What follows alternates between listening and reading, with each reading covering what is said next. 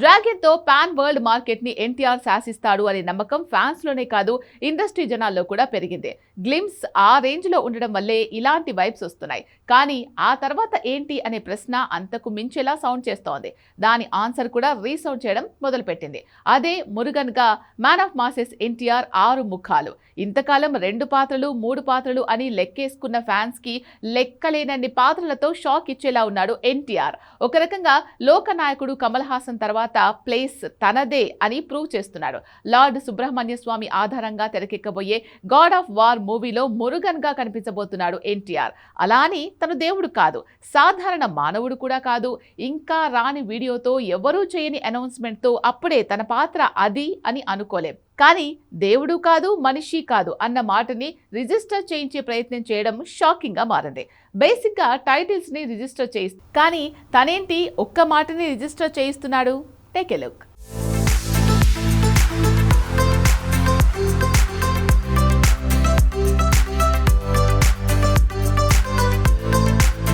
Dragon తర్వాత పక్కాగా ఎన్టీఆర్ చేయబోయే సినిమా గాడ్ ఆఫ్ వారే. ఇది ఆల్మోస్ట్ కన్ఫర్మ్. కానీ ఎన్టీఆర్ బర్త్డేకి చిన్న వీడియోతో అప్డేట్ ఇచ్చుంటే సినిమా వేరేలా ఉండేది. కానీ డ్రాగన్ టీమ్ రిక్వెస్ట్ వల్లే Trivikram and co God of war update ని ఆపేశారని సమాచారం అందుతోంది. ఏదేమైనా డ్రాగన్ గ్లిమ్స్ ఓ రేంజ్ లో ఫ్యాన్స్ ని, ఇండస్ట్రీ జనాలని గాల్లో తేలేలా చేసింది. కట్ చేస్తే డ్రాగన్ తర్వాత 6 ముఖాలతో అష్టావతారం ఎత్తేందుకు ఎన్టీఆర్ సిద్ధమైనట్టున్నాడు. అయితే ఇది మైథలాజికల్ డ్రామాగా వస్తుందా, మోడర్న్ డ్రామాగా సబ్జెక్ట్ ని సోషలైజ్ చేస్తారా అన్నది ఫస్ట్ అనౌన్స్మెంట్ తో తేలే ఛాన్స్ ఉంది. అయితే గాడ్ ఆఫ్ వార్ బుక్ ఆధారంగా ఈ సినిమా తెరకెక్కుతుందని చాలా సార్లు ఆ బుక్ ఎన్టీఆర్ చేతిలో కనిపించడం వల్లే అంతా ఓ క్లారిటీకి వచ్చారు. అయితే లార్డ్ సుబ్రహ్మణ్య స్వామి ఆధారంగా తెరకెక్కి ఈ సినిమాలో ఎన్టీఆర్ పాత్ర 6 షేడ్స్ లో ఉంటుందా, లేదంటే మైకల్ మదన కామరాజుల కవల సోదరుల కథలా వస్తుందా అన్నది తేలలేదు.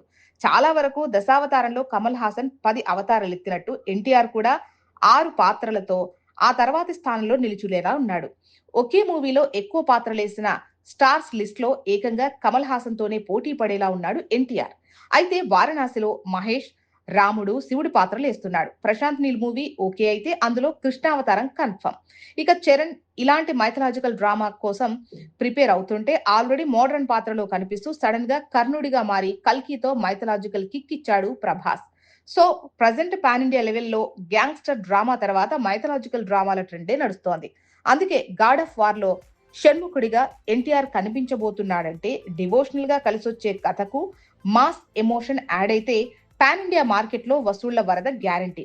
అందుకోసం త్రివిక్రమ్ ఏం చేస్తున్నాడు, ఎన్టీఆర్ తో ఏం వీడియో తీశాడు, అదెప్పుడు వదలబోతున్నారు? ఈ ప్రశ్నలకు సమాధానం వచ్చే నెల 2వ వారం తర్వాత తేలొచ్చు. బాబాయ్ బాలయ్య బర్త్డే సందడి తర్వాతే జూన్ 15 లేదా 18కి త్రివిక్రమ్ మూవీ అనౌన్స్మెంట్ తో వీడియో వదలొచ్చు. ప్రస్తుత ప్రచారం చూస్తుంటే జూన్ లోపే God of war Shanmukha alias Murugan గా ఎన్టీఆర్ 6 డోసుల ప్రోమో రూపంలో కన్ఫర్మ్ అయ్యేలా ఉంది. 3,000 కోట్ల వసూళ్ల అంచనాలతో డ్రాగన్, గాడ్ ఆఫ్ వార్ మూవీలు క్యూ కడుతున్నాయి.